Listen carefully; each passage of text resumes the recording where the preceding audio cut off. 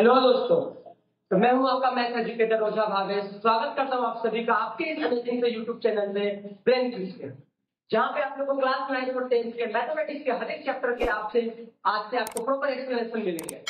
तो आज के लेक्चर में हम लोग डिस्कस करने जा रहे हैं क्लास 10 का एक बहुत टफ चैप्टर जो बच्चों को लगता है टफ है। जिस चैप्टर का नाम है area related to the circle, जिसमें हमको सर्कल के बारे में पढ़ना रहता है। बच्चों ने इस सर्कल के बारे में क्लास 7 में 8 में 9 में पढ़ा हुआ है, फिर भी उनको पता नहीं ये चैप्टर क्यों टफ लगता है। उनको लगता है क्या उनकी ऐसी इन्फॉर्मेशन अधूरी रह गई हो या फिर कुछ कॉन्सेप्ट उनके मिस हो गए हो सर्कल रिलेटेड के चैप्टर। तो कोई टेंशन लेने वाली बात नहीं है। आज की इस वीडियो में हम लोग क्लास 7 से लेकर 9 तक के सबसे पहले जो बेसिक कॉन्सेप्ट है सर्कल के बारे में, वो पहले हम लोग डिस्कस करेंगे। देन आफ्टर हम लोग स्टार्ट करेंगे हमारा एक्सरसाइज यानी क्लास 10 के बुक्स के बारे में। तो स्टार्ट करते हैं बिना डिले किए हुए। सबसे पहले हम लोग जानते हैं कि सर्कल क्या होता है, ठीक है। अच्छा देखो, मोस्ट ऑफ बच्चों से अगर पूछेंगे सर्कल क्या होता है तो सिंपल बोल देते हैं गोल।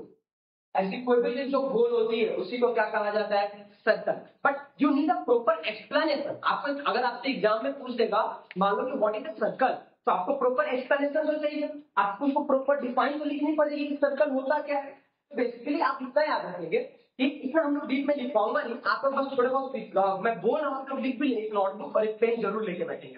तो सर्कल सर्कल एक ऐसा जियोमेट्रिकल शेप होता है। Circle is geometrical shape in which every point is at equal distance from the centre. जैसा हमको मालूम है कि in mathematics everything such as line, line segment and ray और circle et cetera everything is made up of the point.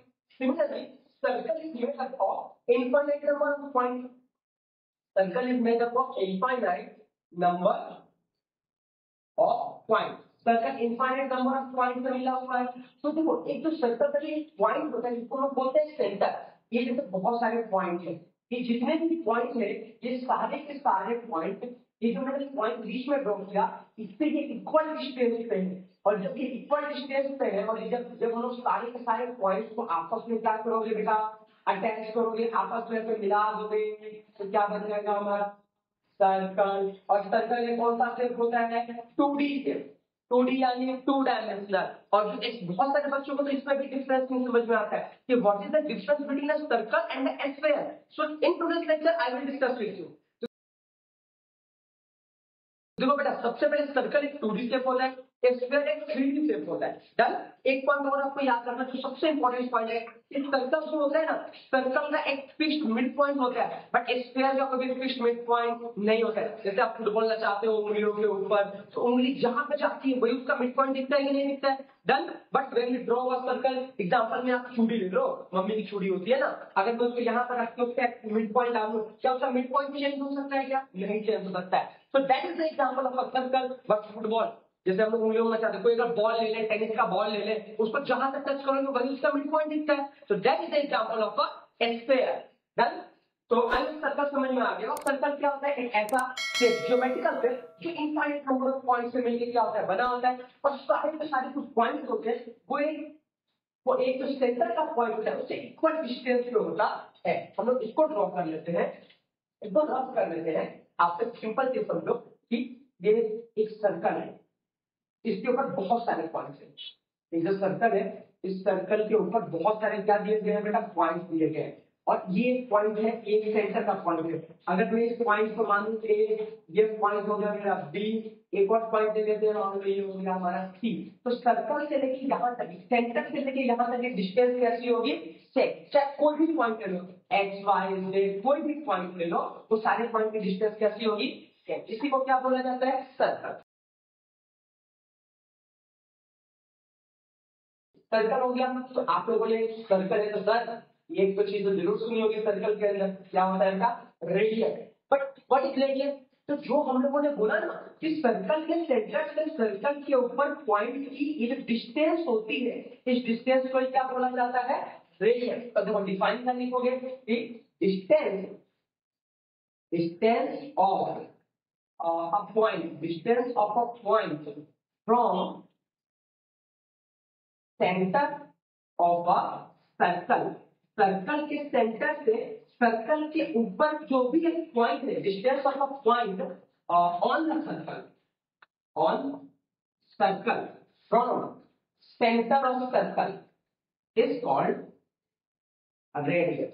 उसी को क्या बोला जाता है बच्चा? रेडियस बोला जाता है। डन। तो आइए कितना समझ में आता है रेडियस का? बोलते हैं सर्कल के ऊपर का जो भी पॉइंट होगा, सर्कल के सेंटर से जो डिस्टेंस होगा, इस डिस्टेंस को हम लोग क्या बोलते हैं? रेडियस। और रेडियस को कैसे रिप्रेजेंट किया जाता है? आर से। आप लोगों ने भी क्लास 7 में पढ़ लिया होगा। अच्छा, एक और चीज आपके पास आता है जिसको हम लोग बोलते हैं डायमीटर। डायमीटर क्या होता है?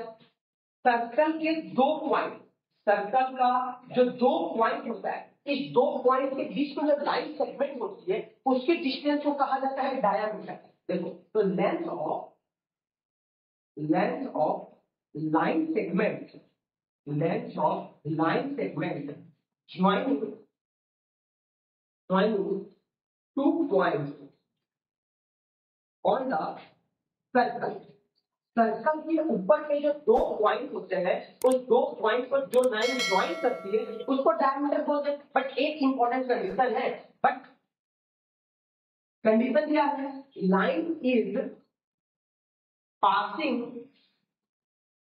Through centre. लाइन कहां से पास होनी चाहिए बेटा? सेंटर से पास होनी चाहिए।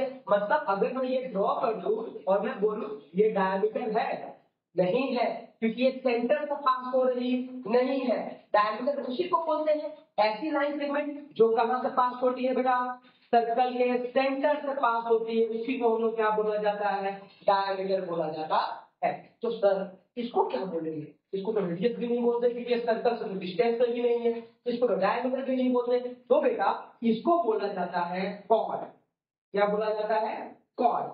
तो कॉर्ड क्या होता है? जो लेंथ, जो दो पॉइंट को, सर्कल के ऊपर के जो दो पॉइंट को ज्वाइन करता है, line segment joining, line segment joining two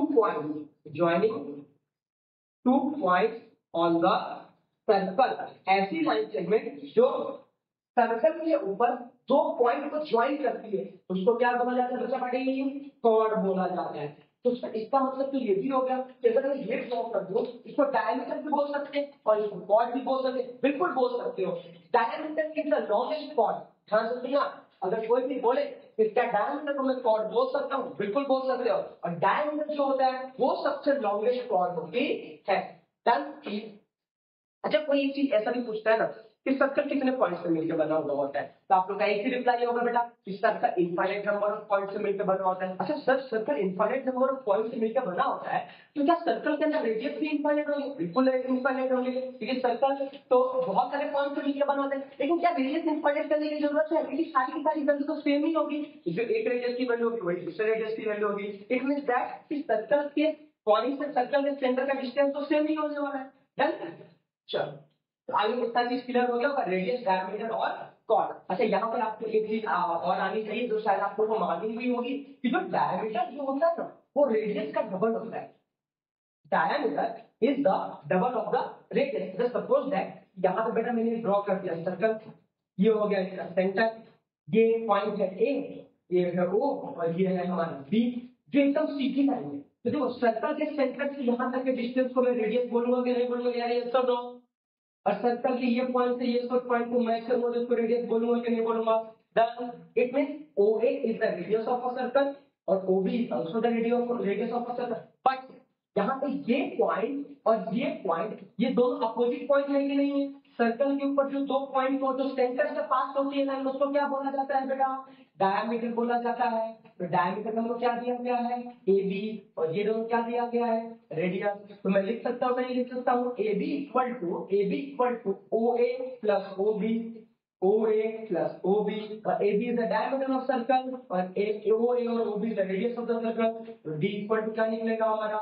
2R निकला कि नहीं निकला? डन। रेडियस को स्मॉल आर से भी रिप्रेजेंट कर सकते हो और कैपिटल आर से भी रिप्रेजेंट कर सकते हो, कोई भी दिक्कत नहीं है। क्लियर हो गया सभी को कि सर्कल का रेडियस क्या होता है, डायमीटर क्या होता है, कॉर्ड क्या होता है, और what is the relation between radius of a circle and diameter of a circle. ये सारी बातें आप लोगों ने बचपन में पढ़ ली होगी। अच्छा, एक चीज और याद रखना, एरिया और circumference. What is circumference of a circle? तो बेटा अगर आपको कोई भी सर्कल दिया जाता है तो जब सर्कल की फेंसिंग होती है, जो बाउंड्री होती है, जो आउटर वाली बाउंड्री होती है, ये सर्कल की बाउंड्री कितनी बड़ी है। जैसे आप लोग इमेजिन करो कि आपके पास एक रस्सी है, मैंने एक लंबी रस्सी दी, आपने उस रस्सी को फोल्ड करके गोल शेप बना दिया। एक क्या बना दिया, ये दिल का शेप नहीं है बेटा, गोल शेप है। कैसा शेप है, एक गोल शेप बना दिया। डन। और मान लो रस्सी की लेंथ थी 15 मीटर, तो अब आप बात बताओ, आप जब उस रस्सी को एक गोल शेप बनाओगे तो क्या रस्सी की लेंथ चेंज हो जाएगी क्या? नहीं चेंज होगी। और उसी रस्सी से मैंने एक स्क्वायर शेप बना दिया, क्या रस्सी की लेंथ चेंज हुई क्या? नहीं सर, रस्सी की लेंथ चेंज नहीं हुई। तो उस मींस दैट जो सर्कल का सर्कमफेरेंस होता है वो चेंज हो सकता नहीं है, but area can be change. उसको हम लोग तोड़ मोड़ के या फिर अलग जगह डिस्प्लेस करके रख सकते हैं। ये चीज आप लोगों को समझ में आ जानी चाहिए कि जो बाई आउटर की जो लेंथ होती है ना, आउटर लेंथ, इसी को क्या बोला जाता है? Circumference of the circle. और सर्कमफेरेंस ऑफ द सर्कल का फॉर्मूला याद होना चाहिए बेटा, 2 पाई r। This is called circumference of the circle. और एरिया ऑफ द सर्कल का फॉर्मूला होता है पाई r स्क्वायर। ये जो पोर्शन होता है ये वाला पोर्शन को क्या कहा जाता है? Area of the circle. बस ये जो अंदर का जो पोर्शन होता है इसको एरिया बोलते हैं, और ये जो पोर्शन होता है इसको कहा जाता है सर्कमफेरेंस ऑफ द सर्कल। तो आई होप सर्कल के बारे में इतनी बातें आप लोगों ने पहले पढ़ी थी, हम लोगों ने उसी चीज को डिस्कस किया। सर ये सब तो पढ़ा दिए, क्लास 10 में पढ़ना क्या है? अब देखो हम लोग डिस्कस करेंगे कि क्लास 10 में ऐसी कौन सी बातें हैं सर्कल के बारे में जो आप लोगों को डिस्कस करनी है। चलो बेटा ध्यान दो। मान लो कि मैंने आपको दे दिया एक सर्कल, जिसका सेंटर मैंने दे दिया आपको, सेंटर दे दिया आप लोगों को बेटा को। तो अगर मैं इसको ड्रॉ करता हूं, सर्कल का सेंटर है, मैं यहां से तो 2 रेडियस ड्रॉ कर लिया। देन कितने रेडियस को मैंने ड्रॉ कर लिया? 2 रेडियस को ड्रॉ कर लिया। तो आप लोग देख रहे होंगे इस पॉइंट का मैंने नाम दे दिया मान लो ए, इस पॉइंट का नाम दे दिया मैंने बी। ठीक है, तो देखो जैसे ही मैंने 2 रेडियस को ड्रॉ किया, अच्छा आप लोग इमेजिन करो ये एक पोर्शन है और ये एक पोर्शन है, जो एक्सेस को मैंने पिज्जा देखा, पिज्जा एक पोर्शन मैंने अलग कर लिया। देखो तो ये 2 पोर्शन में डिवाइड हो जाएगा कि नहीं डिवाइड हो जाएगा? देख पा रहे होंगे आप लोगों को ये ऐसे 2 पोर्शन में क्या हो जाएगा? डिवाइड हो जाएगा। बता बेटा होगा कि नहीं होगा? यस और नो? डन। ये आपका आ जाएगा ओ ए बी, ये भी है आपका ओ ए बी। सही है, देखो ये 2 पोर्शन में डिवाइड हो गया। तो ये एरिया जो मतलब छोटा वाला एरिया दिख रहा है, ये एरिया को हम लोग बोलते हैं सेक्टर। और ये वाला जो एरिया है ना, इस एरिया को भी बोला जाता है सेक्टर। डन। तो देखो अगर हम लोग सेक्टर के डिफाइन किसकी डिफाइन करते हैं? सेक्टर। तो sector is the area enclosed between area enclosed between two radii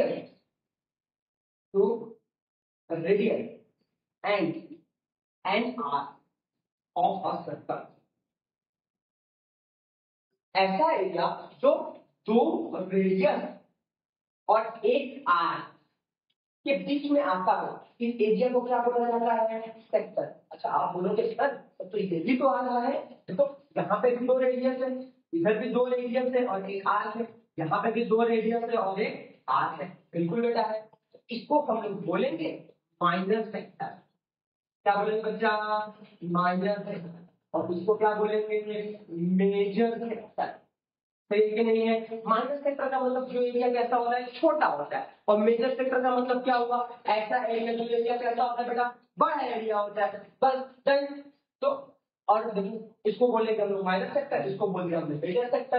अच्छा एक बात बताओ, जब ये सर्कल के सेंटर पे यहाँ पे मिला तो यहाँ पे एंगल बना नहीं बना? लोग सर बना, तो यहाँ पे भी एक एंगल बना और ये वाला भी एक एंगल बना ना, सही है ना? तो इस एंगल को कहा जाता है angle of sector. Angle of sector. अच्छा ये एंगल माइनस सेक्टर के अंदर बन रहा है, इसको आप लोग बोलोगे एंगल ऑफ माइनस सेक्टर। और ये मेजर सेक्टर के अंदर बन रहा है, इसको क्या बोला जाएगा? Angle of major sector. Angle of major sector. Done. इसके बाद आप लोग सभी लोगों को समझ में आ गई होगी। अगर आप लोगों को एग्जाम में माइनर या मेजर लिखा ना हो तो आप लोग को क्या मान के चलना है बेटा, सिर्फ और सिर्फ कौन सा सेक्टर के बारे में है, माइनर। जब तक तुमको एग्जाम में लिख के कंफर्म नहीं किया गया हो कि मेजर सेक्टर है कि माइनर सेक्टर है, तब तक हमको सिर्फ सेक्टर लिखा है, तो आप लोग को क्या कंसिडर करके चलना है कि वो किसके बारे में बात किया जा रहा है, माइनर सेक्टर के बारे में बात हो रही है। अच्छा, ये तो आप लोग निकाले हो कि आपको मालूम होगा कि जैसे ये मान लो वापस ड्रॉ कर लेते हैं, जैसे ये हो गया, ये इसका सेंटर है, इसका ओ ए बी। अच्छा, अगर मैं इसको माइनर सेक्टर बोलूंगी, सर माइनर सेक्टर कौन सा है, आप बोलोगे O A B. Major sector O A B, नाम तो सेम नहीं करना लिखिए ना, इसीलिए इसको देखो ऐसे रिप्रेजेंट करते हैं। एक पॉइंट मैंने यहाँ पे सी डाल दिया, एक पॉइंट यहाँ पे मैंने डी डाल दिया। तो अगर मैं यहाँ पे माइनर सेक्टर की बात करता हूँ तो माइनर सेक्टर कौन सा है, ओ ए बी। और अगर मैं यहाँ पे मेजर सेक्टर की बात करता हूँ तो मेजर सेक्टर कौन सा है, ओ ए बी बी। डन। हमको मालूम है जो सर्कल जो होता है टोटल होता है 360। अगर मैं यहाँ से यहाँ तक टोटल की बात करूँ तो वो होता है 360 डिग्री। मैंने बोला भाई ये है 30 डिग्री, माइनर सेक्टर कितना हो गया 30 डिग्री, तो भैया मेजर सेक्टर कितना होगा, तो आपको बोल दो सर ये 360 माइनस 30 कितना हो जाएगा, 330 डिग्री। मतलब अगर आपको मेजर सेक्टर, माइनर सेक्टर या मेजर सेक्टर में से कोई भी एक वैल्यू दी गई हो और आपको बोलते दूसरी वैल्यू निकालो, तो आप 360 में से क्या कर दोगे, उस चीज को माइनस कर दोगे। Done, clear. तो आज वो कितना समझ में आ गया होगा आप लोगों को कि सेक्टर क्या होता है, माइनर सेक्टर क्या होता है और मेजर सेक्टर क्या होता है। अच्छा, फॉर्मूला भी तो पढ़ना है, फॉर्मूला भी तो पढ़ना है बेटा। तो पहले फॉर्मूला देखते हैं सेक्टर का, एरिया ऑफ सेक्टर का फॉर्मूला। आप लोगों के बुक में फॉर्मूला है एरिया ऑफ सेक्टर। सेक्टर यानी माइनर सेक्टर बोले, अभी मेजर सेक्टर बोले। एरिया ऑफ सेक्टर का फॉर्मूला होता है theta upon 360 multiply pi R square. Done. जहां पे आर को हम लोग क्या बोलते हैं, radius of the circle, radius of the circle. और जो थीटा है ये जो एंगल है, जो कौन सा होता है, angle of sector. Angle of, ये जो हमारा एंगल होता है ना, ये वाला एंगल ऑफ सेक्टर। अगर माइनस सेक्टर की बात की होगी तो यहाँ पे थीटा की जगह पे माइनस सेक्टर की वैल्यू रखोगे। अगर मेजर सेक्टर का एरिया निकालना होगा तो यहाँ पे थीटा की जगह पे मेजर सेक्टर का फॉर्मूला रख दोगे। नहीं तो बेटा कभी कभार ये फॉर्मूले में ना यहाँ पे 360 डिग्री माइनस थीटा भी लगा सकते हैं हम लोग। ये फॉर्मूला जो अगर आप लोग को क्वेश्चन में कंफर्म दिया गया हो कि माइनस सेक्टर है कि मेजर सेक्टर, तो वो वैल्यू हम लोग वहां पे रख सकते हैं। वरना आपको क्या मान के चल रहा है कि वो किसके बारे में बात किया जा रहा है, माइनस सेक्टर के बारे में बात हो रही है। क्लियर। अच्छा, ये डेफिनेशन में कोई सवाल आ रहा होगा बच्चे को कि सर आपने यहाँ पे लिखा है ये लिखी आर, ये आर क्या होता है, तो हमने ये तो पढ़ लिया, ये जो है ये दिख रहा है, ये ऐसे ये इसी चीज को हम लोग क्या बोलते हैं, आर। बट सर अगर हमसे एग्जाम में पूछ लिया कि ये आर होता क्या है, तो हम तो उसको ये करके नहीं बताएंगे, हमको तो वहां पे डिफाइन लिखनी होती है, डिफाइन बढ़िया बता सर, तो अब सुनो डिफाइन। अच्छा एक बात बताओ, ये पूरे को सर्कमफ्रेंस बोलते हैं कि नहीं बोलते हैं, बोलोगे हाँ सर ये तो बोलते हैं, आपने अभी बताया था कि पूरे को सर्कमफ्रेंस बोला जाता है। अरे तो क्या दिक्कत है, इस सर्कमफ्रेंस का एक छोटा सा ही हिस्सा है जिसको हम लोग क्या बोलते हैं, आर्क बोला जाता है। अरे ये सब लोग क्लियर। देखो, तो आर्क के बारे में बेटा अगर कोई क्वेश्चन का ऐसा बोल देना, arc is an definite part, definite part of the circumference of circle। जो सर्कल का सर्कमफ्रेंस होता है उसका एक छोटा सा हिस्सा, 2 पॉइंट का, 2 पॉइंट वो अगर हम लोग ज्वाइन करें सर्कल के ऊपर, ध्यान से सुना, सर्कल के ऊपर की अगर मैं 2 पॉइंट को ज्वाइन करता हूं, उसकी जो लेंथ निकालता हूं, उसी लेंथ को क्या कहा जाता है, आर्क कहा जाता है। ठीक है। अच्छा, कभी कभी आप लोग को ना ये एरिया ऑफ सेक्टर के अलावा ना आपको ये भी पूछ देता है लेंथ ऑफ आर्क। आर्क की क्या निकालो बेटा, लेंथ निकालो। तो आर्क की लेंथ निकालने का भी आपको फॉर्मूला यही होता है, theta upon 360 multiply 2 pi R. देखो हमको यहाँ पे एरिया निकालना था, इसलिए मैंने क्या लिख दिया, पाई आर स्क्वायर। और यहाँ पे हमको क्या निकालना है बेटा, length of the arc. Arc की लेंथ यानी उसका सर्कमफ्रेंस का हिस्सा है, और सर्कमफ्रेंस का फॉर्मूला क्या होता है 2πr, इसलिए हमने वहां से मल्टीप्लाई कर दिया 2πr। क्लियर हो गया?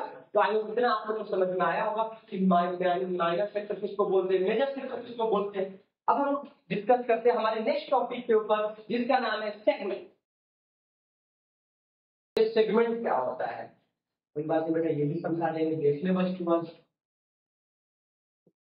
ये सर्कल का सेंटर है ओ, अच्छा बोलते सर ये सर्कल का सेंटर ओ ही क्यों नहीं लेते हैं, ओ ही क्यों लेते हैं, पी की बात में से कुछ भी रख लेना बेटा, कोई दिक्कत नहीं है, ठीक है। यहाँ पे बार बार गड़बड़ा जाता है मामला,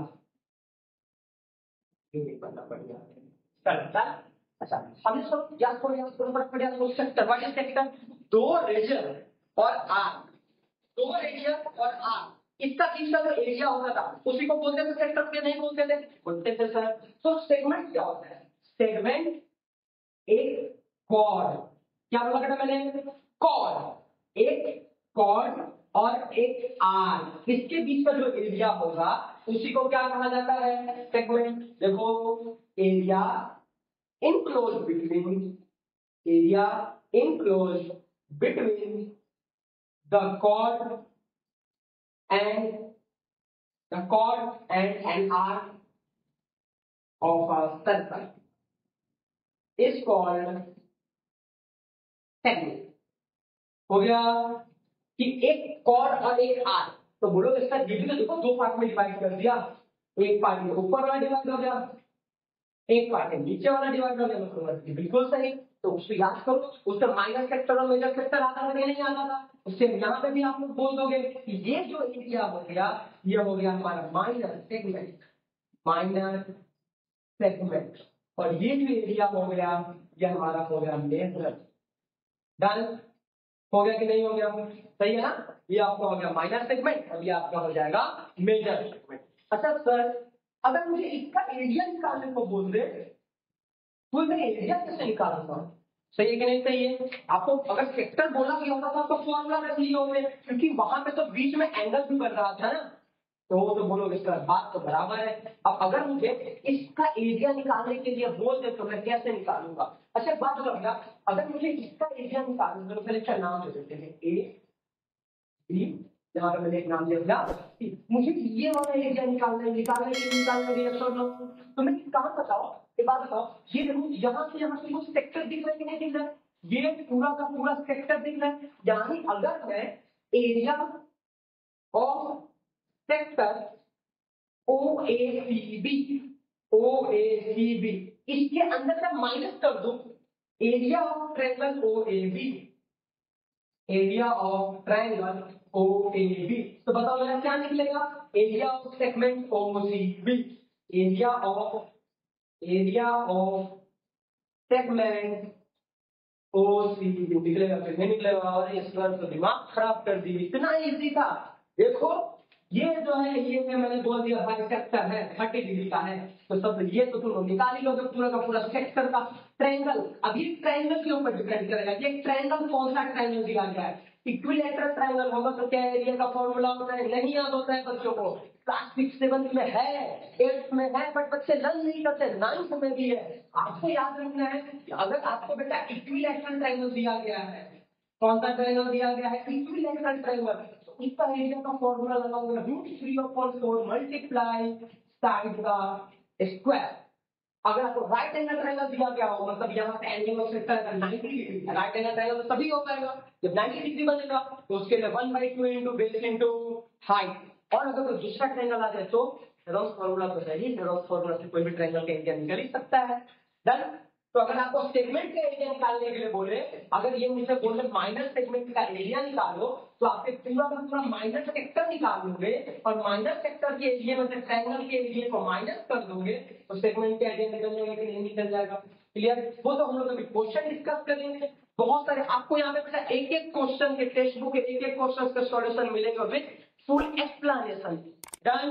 तो आई होप आज का ये पूरा मतलब कॉन्सेप्ट आपको समझ में आया होगा। तो नेक्स्ट वीडियो में मिलेंगे हम लोग हमारे टेक्स्ट बुक के एक्सरसाइज के सॉल्यूशन के साथ। तब तक आप इस कॉन्सेप्ट को लर्न करें और आपको पहले का वीडियो का बेसिक कॉन्सेप्ट होता है ना कि फॉर्मूले वगैरह का, उसको लर्न करके रख लो बेटा, वरना उसके बिना कुछ नहीं हो पाएगा तुम्हारा। चलो तब तक के लिए गुड बाय।